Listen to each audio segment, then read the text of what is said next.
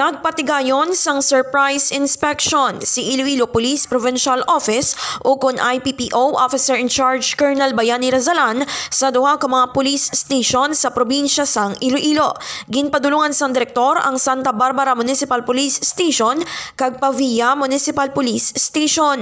Suno kay Razalan, katuyuan sang among nga inspeksyon nga masiguro nga nega-report ang mga police personnel sa ila tagsa ka mga police stations kag malikawan ang moonlighting ilabi na sa pagserbe bilang private security sa mga businessman o kon mga politiko. Tine-check din natin yung kahandaan ng ating kapulisan. Tinitingnan natin kung paano sila tumanggap ng mga bisita at makita rin natin kung ano na rin yung kalagayan nila sa kanilang mga places of stations. So kung masiguro rin natin na yung moral and welfare din nila ay nandun pa rin. Siyempre, kung maganda ang moral at welfare ng ating kapulisan, maganda rin ang balik nun ay maganda rin ang serbisyo na ipaparating natin sa ating mga kababayan, particularly dito sa probinsya ng Iloilo. Samtang lunsay, kumpleto naman ang mga police personnel kag ginatungdan sa mga ini ang ilang mga obra sa duha ka mga police stations nga ginbisita sang opisyal.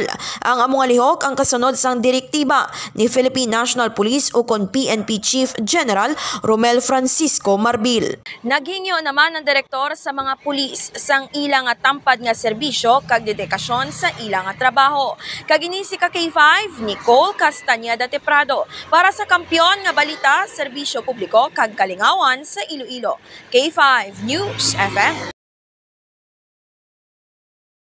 This news is brought to you by, do you feel tired all the time? Do you have frequent infections? Do you have always cold? It's a sign of low immune system. Boost your immune system with Clinica D3 Bio. Antibacterial, natural antioxidant, immune system booster. Clinica D3 Bio has vitamin D3, lauric acid, and monolurine to fight against all viruses. Try Clinica Vitamin D3 with Coccus nocifera.